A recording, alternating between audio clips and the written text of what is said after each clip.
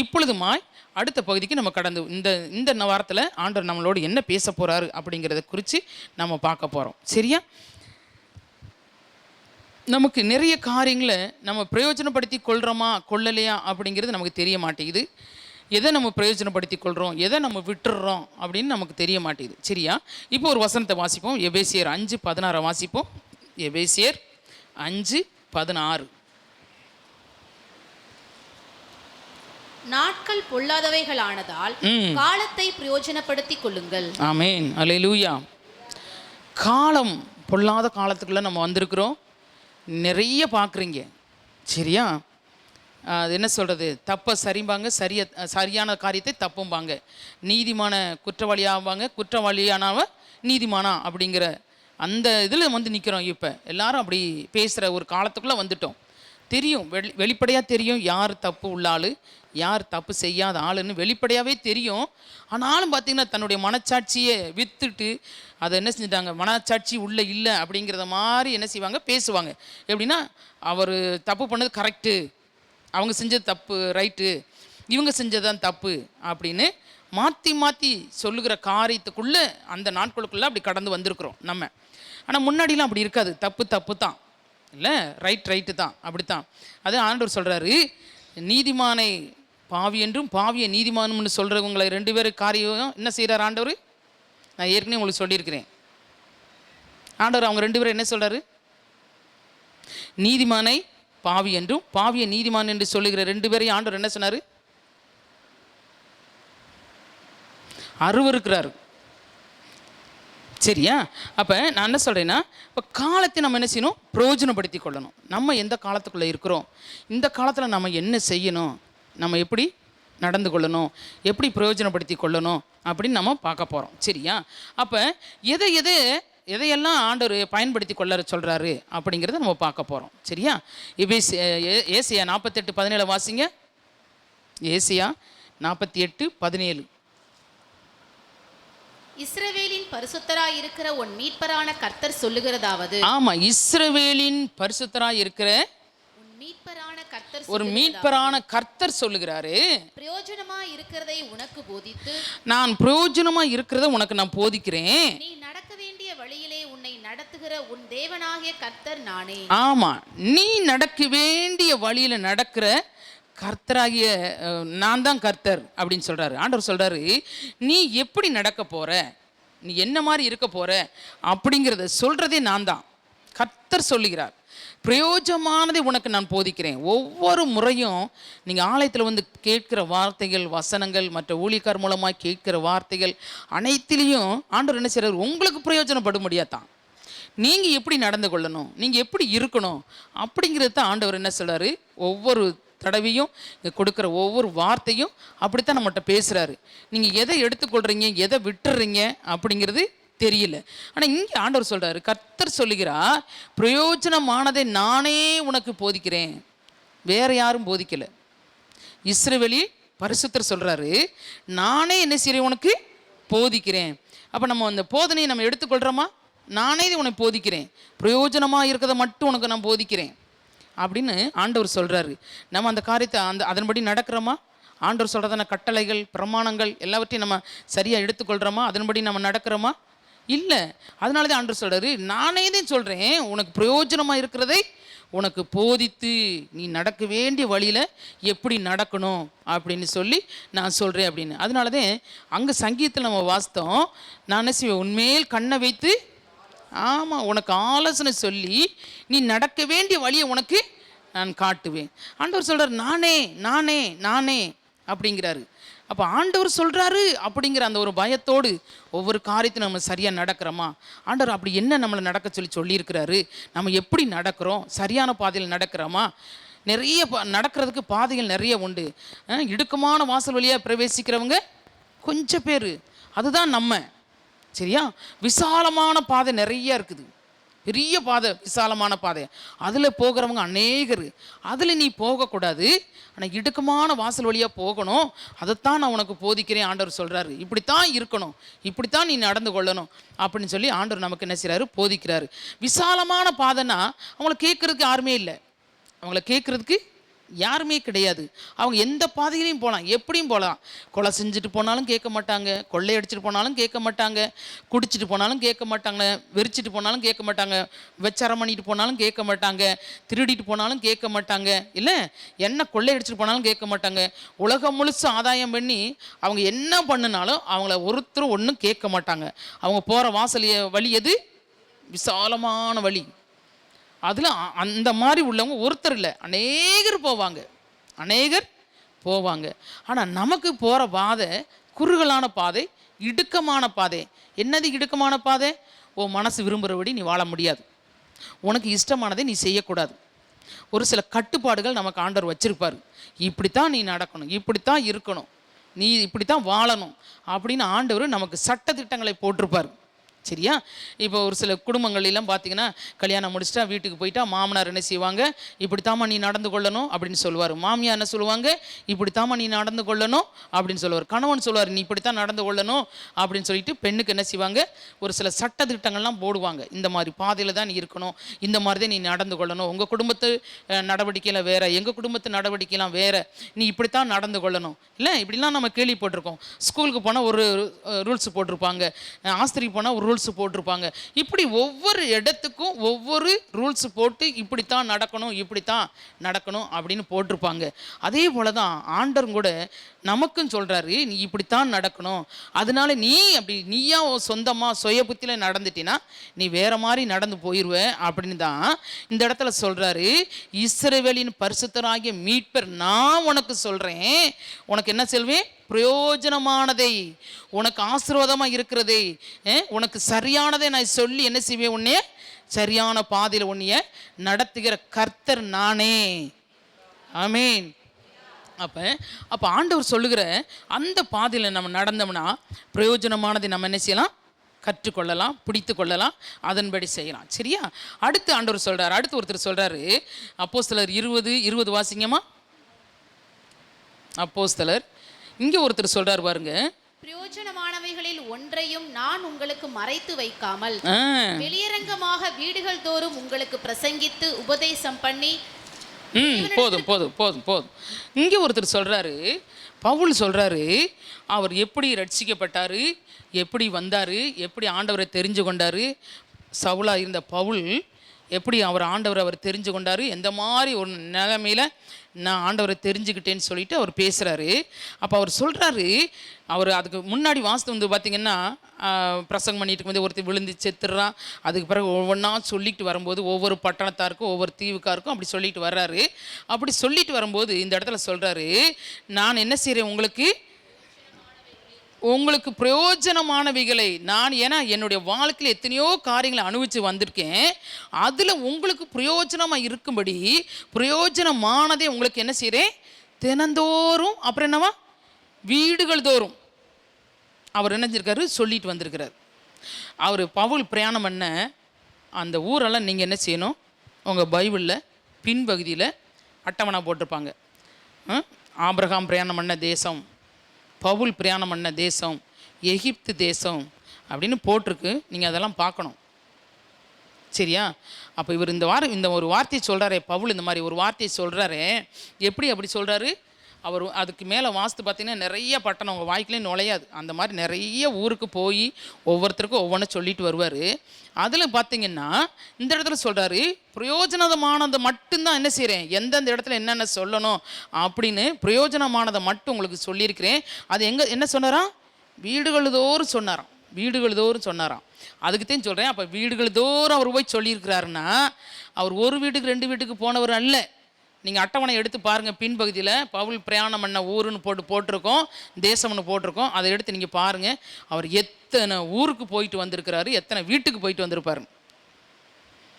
நம்ம ஈஸியாக வாஸ்து விட்டுறோம், பவுல் நமக்கு பிரயோஜனமானதை சொல்லி கொடுத்தார், கற்றுக் கொடுத்தார் அப்படின்னு சொல்லிட்டு. ஆனால் அங்கே நீங்கள் அந்த படத்தை எடுத்து பார்த்தீங்கன்னா தெரியும், அவர் போய் வந்த ஊர் எத்தனை ஊர் அப்படின்னு சொல்லிட்டு. அப்போ ஆண்டவர் சொல்கிறாரு, நானே உனக்கு பிரயோஜனமானதை கற்றுக் கொடுக்குறேன் அப்படின்னு சொல்கிறாரு. பவுல் சொல்கிறாரு, தன்னுடைய வாழ்நாளை அவருடைய ஜீவியத்தில் அனுபவித்ததை என்ன சொல்கிறாரு, அவர் சொல்கிறாரு, நான் உங்களுக்கு என்ன செய்கிறேன் சொல்கிறேன், நான் பிரயோஜனமானது என்ன செய்கிறேன், ஒன்றையும் மறைக்காமல். அவர் ஒரு வார்த்தை அந்த இடத்துல சொல்கிறார் பாருங்க, ஒன்றை கூட நான் மறைக்கலை உங்களுக்கு.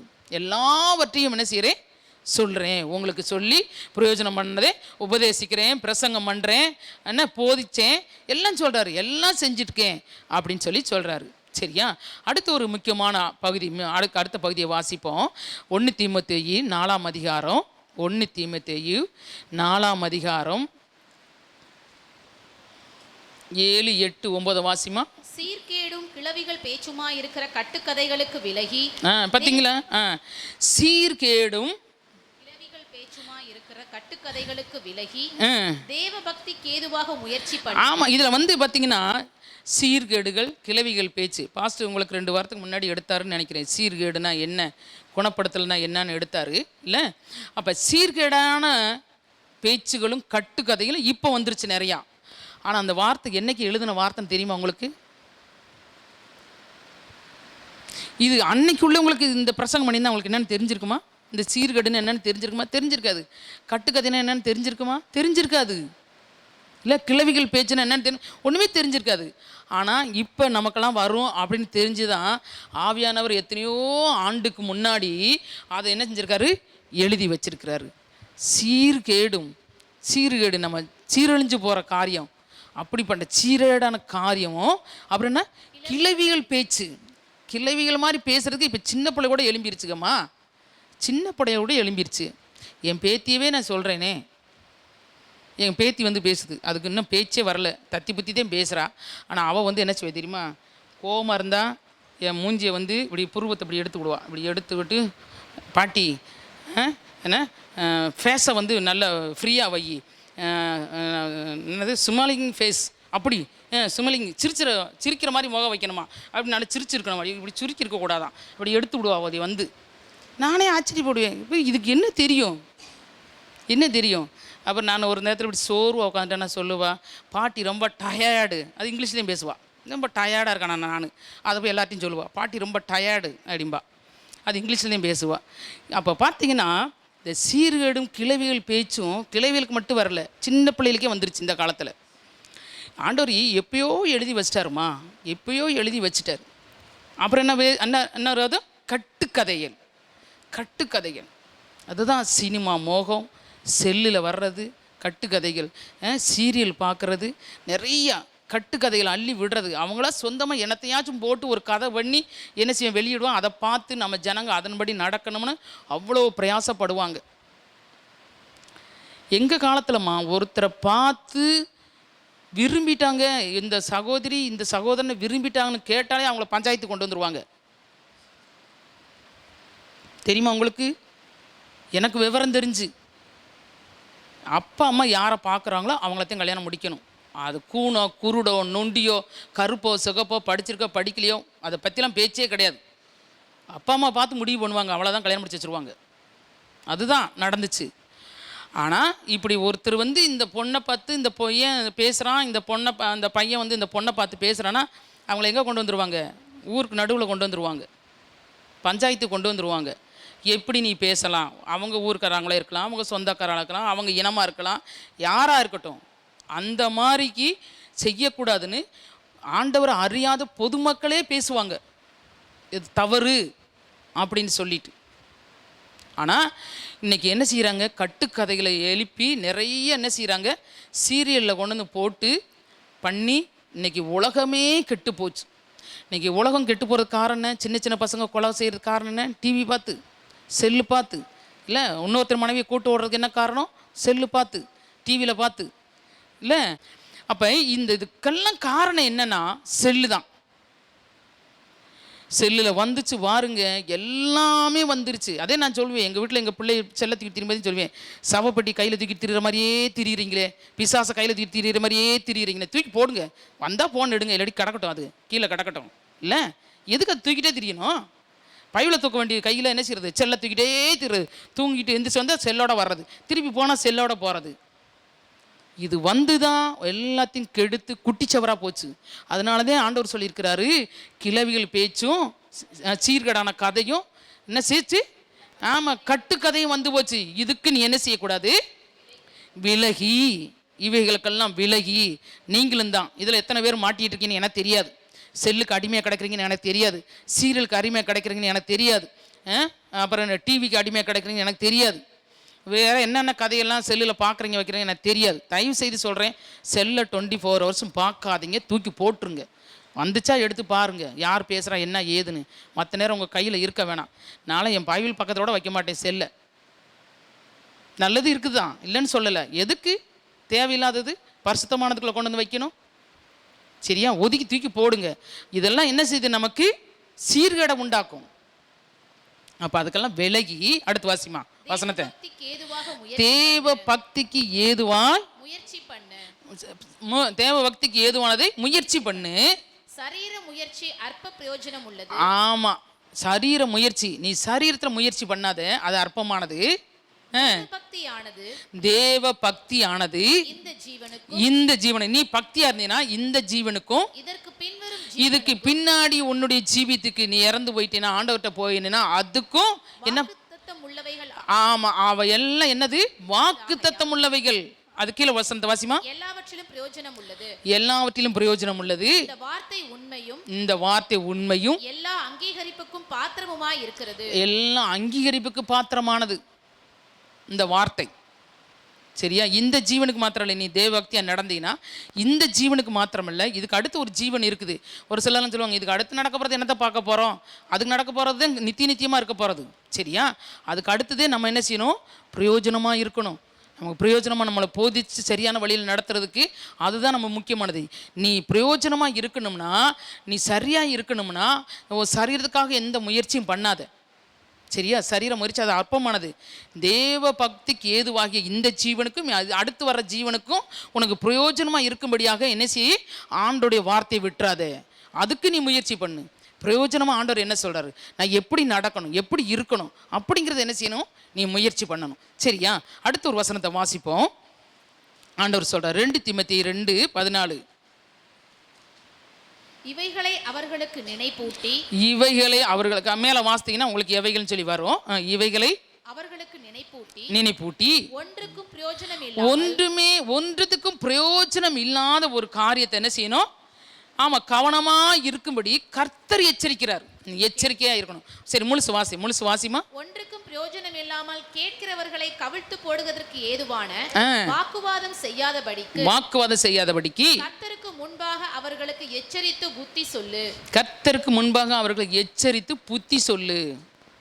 சரியா, பிரயோஜனமில்லாத ஒரு கதையை என்ன சொல்லுவாங்க? சொல்லி விசுவாசியை கெடுத்துருவாங்க, அவங்க விசுவாசத்தை கெடுத்துருவாங்க, உங்கள் பிள்ளைகளை கெடுத்துருவாங்க. ஸ்கூலுக்கு போனால், காலேஜ் போனால் உங்கள் பிள்ளை என்ன செய்யும்? வீணாக போயிடும். ஏண்டி உங்கள் வீட்டில் என்ன எப்போ பாரு இப்படியே சொல்லிக்கிட்டு இருக்காங்க? ஏன் பூ வைக்க மாட்டேற, பொட்டு வைக்க மாட்டேற, ஏன் நகை போட மாட்டேற, ஏன் நல்லா ட்ரெஸ் பண்ண மாட்டேங்கிற, என்ன எப்போ பாரு பைபிள்னு இருக்கு, எப்போ பாரு சர்ச்சுன்னு இருக்கு, எப்போ பாரு கோயிலும் போகிற. நம்ம பிள்ளைகளை கெடுத்துருவாங்க. பிரயோஜனமே இல்லாமல் ஒன்றுத்துக்கு உதவாத அழிஞ்சு போகிற ஒரு காரியத்தை சொல்லி நம்ம பிள்ளைய மனசை என்ன செய்வாங்க? கெடுத்து கீழே வழியாக்கி ஒன்றுமுக்கு உதவாமல் ஆக்கிடுவாங்க. சரியா, சொல்லுவாங்க, ஏன் மாமியார் வீட்டில் போய் மாமியார் பேச்சையே கேட்டுக்கிட்டே இருக்கிற, நீ பேசு, அதை பேசு, இதை பேசு. இதெல்லாம் பிரயோஜனம் இல்லாததுமா. சண்டையும் வீம்பும் வாக்குவாதம் தான் பண்ணி வந்து என்ன செய்கிறோம்? பிரயோஜனம் இல்லாமல் போயிடும். எப்படி இருக்கணும், எப்படி நடந்து கொள்ளணும் அப்படின்னு பிரயோஜனமானவர்களை பேச வேண்டும். அப்படி பிரயோஜனம் இல்லாத ஒருத்தரை சொல்லி நடத்துகிறாங்கன்னா அதை கேட்டு நம்ம என்ன செய்யக்கூடாது? நடந்துடக்கூடாது. அதுக்கு தான் ஆண்டவர் சொல்கிறாரு, இவைகளெல்லாம் சொல்லி அவர்களை எச்சரிப்பாயாக. நான் உங்களுக்கு சொல்கிறேன், எச்சரிக்கையாக இருங்க. அவ்வளோதான். பிரயோஜனமில்லாத ஒரு காரியத்தை பற்றி உங்கள்கிட்ட வந்து பேசுகிறாங்களா? ஏன் இந்த சபைக்கு போகிறேன்னு சொன்னால் ஓடிப்போ அப்படின்னு சொல்லுங்கள். ஏன் இந்த சபைக்கு போகிறேன்னா ஆண்டோடைய வார்த்தையை கேட்க போகிறேன். எங்கள் ஊழியக்காரன் பேரை சொன்னாலும் நீ கேட்காத, ஏன் பேரை சொன்னாலும் கேட்காதீங்க. இந்த ட்ரினிட்டி சர்ச் யாருடைய ஆலயம்? ஆண்டவருடைய ஆலயம். ஆண்டவருடைய ஆலயத்துக்கு போகிறேன் அப்படிங்கிறத மாத்திரம் நீங்கள் சொல்லுங்கள். யாரை பேரை சொன்னாலும் சொல்லாதன்னு சொல்லுங்கள். நான் நேற்று செவ்வாய் திங்கக்கிழமை சாயந்தரம் ஒரு வீட்டுக்கு ப்ரேயர் போயிருந்தேன். ஏன்னா ஒரு சில வீடுகளுக்கு நான் சொல்லாமே இப்போ போகிறேன். ஏன்னா நிறைய வீட்டுகளுக்கு போக முடியல, பாஸ்டரால் போக முடியல. அப்போ நானும் போகாமல் இருந்தேன் எப்படின்னு சொல்லிட்டு ரொம்ப வயசானவங்க, முடியாதவங்க, அவங்களெல்லாம் பார்க்குறதுக்கு போன வாரத்தில் ஒரு 4 வீட்டுக்கு போனேன். திங்கக்கிழமை ஒரு வீட்டுக்கு போயிருந்தேன். அப்போ அங்கே போயிருந்தப்போ 2 பேருமே முடியாதவங்க தான். அவங்க 2 பேருமேவும் ஏன்னா பழைய ஆத்துமக்கள், அவங்கெல்லாம் ரொம்ப வருஷமாச்சு பார்த்து, சரி போய் பார்த்துட்டு வரலான்ட்டு போனேன். அப்போ போனப்போ அவங்க சொன்னாங்க, சிஸ்டர் நீங்கள் வந்து ரொம்ப சந்தோஷம், ரொம்பவே உண்மையாகவே எனக்குமே பயங்கர சந்தோஷம். ஏன்னா ஆதியிலேருந்து அன்பு, ஆதியிலேருந்து பழக்கம், அவங்க எப்படி நம்மகிட்ட எப்படிலாம் இருந்தாங்க அதே போல தான் இன்றைக்கி வரைக்கும் இருக்கிறாங்க. ஆனால் எந்த மாதிரி சூழ்நிலையில் இருக்காங்க அவங்கள விசாரிச்சு வரணும்னு போயிருந்தேன். இப்போ பேசுனாங்க என்கிட்ட. அப்போ சொன்னாங்க அவங்க வீட்டுக்கு எஃப்எம்பிக்காரவங்க வருவாங்க பணம் வாங்குறதுக்கு, மிஷினரி பணம் வாங்குறதுக்கு வருவாங்க. அப்போ அவங்க வந்து அவங்ககிட்ட சொல்கிற காரியம் என்னென்னா, சிஸ்டர் சொன்னாங்க என்கிட்ட, என்ன சொன்னாங்கன்னா, அந்த சபைக்கு அவனை போகிறீங்க, ஏன் அங்கே இன்ன வரைக்கும் போகிறீங்க, அங்கே போகாதீங்க, அவ்வளோ தூரத்துக்கு போகாதீங்க, இங்கே பக்கத்தில் இந்த சபைக்கு வாங்க, அந்த சபைக்கு வாங்கணும். அப்போ அந்த சிஸ்டர் சொன்னாங்களாம், வர்றீங்களா, உங்கள் கதை என்ன, உங்கள் மிஷினரி கதை என்ன, அதை மாத்திரம் பேசுங்க, எங்கள் சபையை குறித்தோ எங்கள் ஊழியக்காரனை குறித்தோ எதுவும் பேசக்கூடாது. நாங்கள் சாக வரைக்கும் அங்கே தான் போவோம், எங்களுக்கு முடியலன்னா கூட அங்கே தான் போவோம், நாங்கள் போய் கால் வச்சுட்டு வருவோம். எங்கள் ஊழியக்காரனையோ சபையை குறித்து எக்காரணத்தை கொண்டு நீங்கள் பேசக்கூடாது, அப்படி பேசினா நீங்கள் வரக்கூடாது எங்கள் வீட்டுக்குள்ளே. அப்படி அவங்க பல முறை சொல்லியிருக்காங்களாம். அந்த சிஸ்டர் என்கிட்ட சொன்னாங்க, எனக்கு அது ரொம்ப வருத்தமாக தெரியுது சிஸ்டர், எப்போ பாரு வந்து இப்படியே பேசுகிறாங்க அப்படின்னு. நான் ஒன்றும் சொல்ல முடியல, ஏன்னா அவங்க மிஷினரி காணிக்காக அங்கே வர்றாங்க. அப்போ நான் சொன்னேன், நீங்கள் பேசுகிறதுல தான் இருக்குது சிஸ்டர், நான் ஒன்றும் சொல்லி தரதெல்லாம் இல்லை, நீங்கள் என்னமா விரும்புகிறீங்களோ ஊழியக்காரனை சபையை எப்படி நேசிக்கிறீங்களோ நீங்கள் பேசிக்கங்க. அங்கே போய் நான் ஒன்றுலாம் சொல்லி கொடுக்கல, அவங்கள விரட்டுங்க வரவிடாதீங்க அப்படின்லாம் ஒன்றும் சொல்லலை, அது உங்கள் கையில் தான் சிஸ்டர் இருக்குன்னு. அப்படி இந்த மாதிரி ஆலோசனை கொடுப்பாங்க, பிரயோஜனம் இல்லாததை பேசுவாங்க, மனசை கெடுக்கிறது, எண்ணத்தை கெடுக்கிறது, சிந்தனையை கெடுக்கிறது, யோசனையை கெடுக்கிறது. அதுக்கு நம்ம என்ன செய்யக்கூடாது, இடம் கொடுக்கக்கூடாது. அதுக்கு தான் ஆண்டவர் சொல்கிறார், இவைகளை எல்லாம் புத்திமதி சொல்லி எச்சரிப்பாயாக அப்படின்னு சொல்லி ஆண்டவர் சொல்கிறார். சரியா? அடுத்து பார்த்திங்கன்னா 2 தீமோத்தேயு 3:16-17 வாசிங்கம்மா. வேத வாக்கியங்கள் எல்லாம் ஆமென் தேவ ஆவியினால் அருளப்பட்டிருக்கிறது. வேத வாக்கியங்கள் எல்லாம் யார்னால் அருளப்பட்டது? தேவ ஆவியினாலே. ஆமா, தேவ ஆவினாலே அருளப்பட்ட வார்த்தைகள். தேவனுடைய மனுஷன் தேறினவனாகவும், ஆமா, உன் தேவனுடைய மனுஷனா இருக்கிற மனுஷியா இருக்கிற நீ தேறினவனாகவும், எந்த நற்கிரியையும் செய்ய தகுதியுள்ள, ஆமா, எந்த நற்கிரிகளையும் செய்ய தகுதியுள்ளவனாகவும் இருக்கும்படிக்கு அவைகள் உபதேசத்திற்கும் கடிந்து கொள்ளுதலுக்கும் சீர்திருத்தலுக்கும் நீதியை படிப்பிக்குதலுக்கும் பிரயோஜனம் உள்ளவைகளாய் இருக்கிறது. ஆமா, நீதியை படிப்பித்தலுக்கும் பிரயோஜனம் உள்ளவைகளாய் இருக்கிறது. ஏன் நம்ம ஆண்டவர் வார்த்தையை வச்சு உங்களை எச்சரிக்கணும் அப்படின்னா, தேவ ஆவினால் எழுதப்பட்ட வார்த்தை. அல்லேலூயா. அப்போ இந்த தேவ ஆவினால் எழுதப்பட்ட வார்த்தையில், சொல்லப்பட்ட வார்த்தையில் என்ன செய்யணுமா, ஒரு மனுஷன் தேர்றதுக்கு கடிந்து கொள்ளுதலுக்கும், அப்புறம் என்னது, சீர்திருத்தலுக்கும், நீதியை படிப்பித்தலுக்கும், உபதேசத்திற்கும், ஆமாம், பிரயோஜனம் உள்ளவைகளாக இருக்குது என்பதை ஆவியானவரோ எழுதி வச்சிருக்க வார்த்தையை கொண்டு என்ன செய்யணும், நம்ம சொல்லணும். நம்ம கேட்டுட்டு மட்டும் இருக்கக்கூடாதுமா, நம்ம போய் மற்றவங்கள்ட்ட பேசும்போது நம்ம சொல்லணும், இந்த மாதிரி வார்த்தை போட்டிருக்கேன் அப்படின்னு அவங்க பிரயோஜனப்படும்படியாக, அவங்களுக்கு அது பிரயோஜனமாக இருக்கணும். கேட்கும் போதே அவங்க கோவப்படுற மாதிரி பேசக்கூடாது. அந்த வார்த்தையை கேட்டு அவங்க என்ன செய்யணும், ஆசீர்வதிக்கப்படணும், அவங்க சரியாகணும், அவங்க சீர்திருத்தலுக்கு வந்துடணும். அந்த மாதிரி என்ன செய்யணும், நீங்கள் பேசணும். அப்படி நம்ம செஞ்சோம்னா அது நமக்கு என்ன செய்யணும், மிகுந்த ஆசீர்வாதத்தை கொண்டு வரும். சரியா? ஆமாம். அடுத்து பார்த்தீங்கன்னா, அடுத்து ஒரு வசனம் பார்த்தீங்கன்னா, யாக்கோப்பு வாசியமா, யாக்கோப்பு 2:14 வாசிங்க. யாக்கோப்பு 2:14 வாசிங்க. என் சகோதரரே, ஒருவன் தனக்கு விசுவாசம் உண்டென்று சொல்லியும், ஆமா, ஒருவன் தனக்கு விசுவாசம் உண்டென்று சொல்லியும் கிரியைகள் இல்லாதவனானால் அவனுக்கு பிரயோஜனம் என்ன? ஆமா, அவனுக்கு என்ன பிரயோஜனம் சொல்லுங்க பார்ப்போம். நம்ம இதெல்லாம் வேதத்தை படிச்சுட்டேன்னு இல்லை, நம்ம சாதாரணமாகவே சொல்லலாம். அதுக்கு கீழே வசனம் வாசிமா. அந்த விசுவாசம் அவனை ரட்சிக்குமா? அந்த விசுவாசம் அவனை ரட்சிக்குமா? ஒரு சகோதரனா சகோதரியாவது வஸ்திரம் இல்லாம ஆகாரம் இல்லாமலும் இருக்கும்போது, அப்படி வஸ்திரம் இல்லாம ஆகாரம் இல்லாம இருக்கும்போது, உங்களில் ஒருவன் அவர்களை நோக்கி, உங்களில், நீங்க உங்களவே எடுத்துக்கங்க, அவங்க பேரை போட்டுக்கங்க, உங்களில் ஒருவன் அவர்களை நோக்கி நீங்கள் சமாதானத்தோட போங்க, குளிர் காய்ந்து பசியாருங்கள் என்று சொல்லியும், ஆமா, என்ன வார்த்தை பாருங்க, குளிர் காய்ந்து பசியாருங்கள் என்று சொல்லி, சரீரத்திற்கு வேண்டியவைகளை அவர்களுக்கு கொடாவிட்டால், சரீரத்துக்கு வேண்டிய வஸ்திரத்தை கொடுக்காம, ஆகாரத்தை கொடுக்காம செஞ்சீங்கன்னா அது என்னவா பிரயோஜனம் என்ன? அவங்களுக்கு என்னமா பிரயோஜனம்? அப்படியே விசுவாசமும் கிரிகள் இல்லாதிருந்தால் தன்னிலே தானே செத்ததாய் இருக்கும். ஆமாம், கிரி இல்லாமல் நம்ம விசுவாசின்னு சொல்கிறோம். உங்களுக்கு நிறைய அதில் இருக்க அத்தனையும் வேணாம், நான் சொல்கிறேன் பாருங்கள். எனக்கு விசுவாசம் இருக்குது, சரியா, நான் விசுவாசி. இப்போ என்கிட்ட ஒருத்தர் கேட்குறான், அப்படின்னு சொன்னால் ஒரு பிச்சைக்காரங்க வந்து கேட்குறாங்க, ஏம்மா ஆகாரம் கொடு, இல்லை காசு கொடு, இல்லை வஸ்திரம் கொடு, ஏதாச்சும் ஒன்று கொடுத்தா நீ உன்னுடைய கிரியை என்னன்னா செய்கிறது தான் உன்னுடைய கிரியை. நீ விசுவாசத்தில் இருக்கிற மகள், நீ விசுவாசி, நீ ஆண்டரை பற்றி சொல்கிறவ, சரியா, மற்றவங்களுக்கு போதிக்கிறவ, மற்றவங்க ஆண்டருக்குள்ள வழி நடத்துகிறவ, நீ என்ன செய்யணும்? கொடுக்கணும். அப்போ கிரியை, அப்போ அதில் பிரயோஜனம் இருக்குது. புரியுதா உங்களுக்கு? அதில் பிரயோஜனம் இருக்குது. நீ கொடுத்தீனா ஏதோ ஒன்று, உன் புடவையை கொடுக்குறியோ, இல்லை உன் துண்டை கொடுக்குறியோ, உன் சால்வையை கொடுக்குறியோ, ஏதோ ஒன்று கொடுத்துரு, சரியா? கொடுத்துட்டேன்னா அதில் என்ன இருக்குது? பிரயோஜனம் இருக்குது. சரி, அவங்க எனக்கு கொடுத்தாங்க, அவங்க ஏதாவது ஒன்று பொத்திக்கிடுவாங்க, இல்லை சாப்பிடுவாங்க, ஏதோ டீ குடிப்பாங்க, இல்லை வீட்டுக்கு ஏதாச்சும் வாங்கிட்டு போவாங்க, ஏதோ ஒன்று, சரியா, அது செய்வாங்க. நீ என்ன செய்கிற தெரியுமா? விசுவாசி, நீ கிரியை செய்ய மாட்டேன். ஆனால் அவங்க கேட்குறாங்க, ஆனால் நீ என்ன சொல்கிற? வார்த்தையினால் நீ சமாதானத்தோட போ, உனக்கு ஆண்டவர் எல்லாம் உதவி செய்வார், உனக்கு எல்லா தேவையிலும் சந்திப்பார், நீ ஆண்டவர் நோக்கி கூப்பிடு, ஆண்டவர் உனக்கு செய்வார் அப்படின்னு சொல்லிட்டு எதையுமே கொடுக்காம, நீ குளிராக இருக்க மாட்ட, நீ அனலாக இருப்ப, நீ போ, குளிர் அடிக்குது அதனால் உனக்கு அனல் கிடைக்கும், ஏன்னா நம்ம தீர்க்கதரிசியுமே நம்ம சொல்லிடுவோம். சொல்லி அனுப்பிட்டா அதில் என்ன பிரயோஜனம் அவங்களுக்கு? சொல்லுங்கள், என்ன பிரயோஜனம்மா? என்ன பிரயோஜனம்? ஒன்றுமே இல்லை, ஒன்றுமே இல்லை. அப்போ பிரயோஜனமாக இருக்கணும் அப்படின்னா உன்னுடைய கிரியைகள், உன்னுடைய நற்கிரியைகள், நீ செய்ய வேண்டிய காரியம், ஏழைகளுக்கு தானம் தர்மம் செய்ய வேண்டிய காரியத்தில் என்ன செய்யணும்? நம்ம சரியாக செய்கிறத செய்யணும், அவங்களுக்கு பிரயோஜனப்படும்படியாக, உன்னிடத்தில் வர்றவங்களுக்கு பிரயோஜனப்படும்படியாக என்ன செய்யணும்? நம்ம செய்யணும். ஓகேவா? ஆமாம். அடுத்து பார்ப்போம். அடுத்த காரியத்தை பார்த்தீங்கன்னா அதே யாக்கோப்பு 2:16 வாசிமா. வாசிட்டியா? வாசி அந்த வசனத்தை. உங்களில் ஒருவன் அவர்களை, ஆமாம், உங்களில் ஒருவன் அவனை நோக்கி. ஆமாம், அதுதான். சரி, அடுத்து பார்த்தியா கடைசியாக நம்ம வாசிக்கிறது 2 தீமோத்தேயு 4:11 வாசிமா. கடைசியாக 2 தீமோத்தேயு 4:11 வாசி. லூக்கா மாத்திரம் என்னோடு இருக்கிறான். ஆமாம், இந்த இடத்துல பார்த்தீங்கன்னா மறுபடியும் சொல்கிறாரு, லூக்கா மாத்திரம் என்னோடு இருக்கிறான், மார்க்குவை உன்னோடே கூட்டிக் கொண்டு வா. ஆமாம், இதில் வந்து பார்த்தீங்கன்னா பவுல் மறுபடியும் சொல்கிறாரு இந்த இடத்துல, லூக்கா மாத்திரம் என்னோடு இருக்கிறான், என்ன செய்யணும்? மார்க்குவை உன்னோடே கூட்டிக் கொண்டு வா. அவன் மார்க்கை என்ன செய்ய உன்னோட கூட்டு கொண்டு வா, ஊழியத்தில் அவன் எனக்கு பிரயோஜனம் உள்ளவன், அவன் ஊழியத்தில் எனக்கு மிகவும் பிரயோஜனமாக இருப்பான். அல்லேலூயா. ஆமாம், ஊழியத்துக்கு பிரயோஜனமாக இருக்கணுமா நம்ம எல்லாருமே.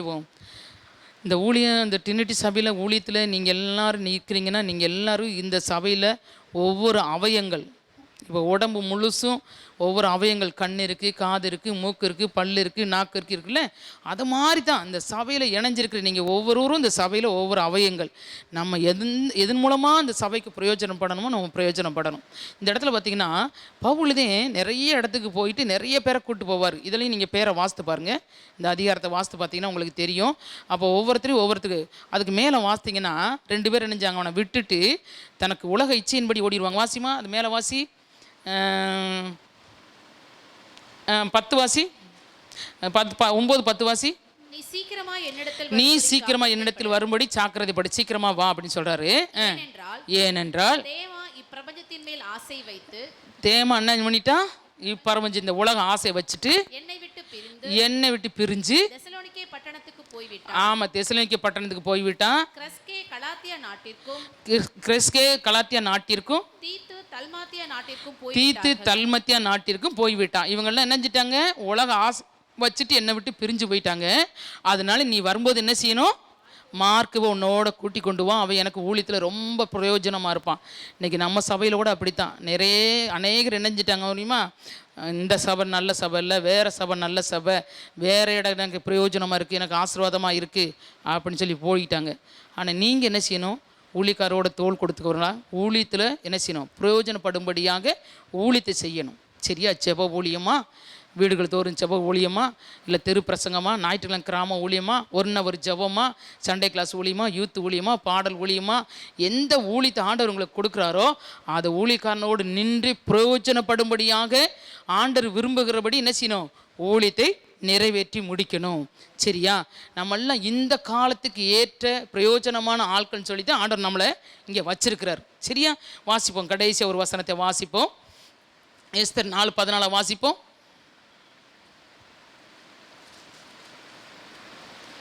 இந்த காலத்திலே மௌனமாய் இருந்தால், ஆமென். எஸ்தர் இருக்கிற இடத்த உங்களை போட்டுக்கங்க.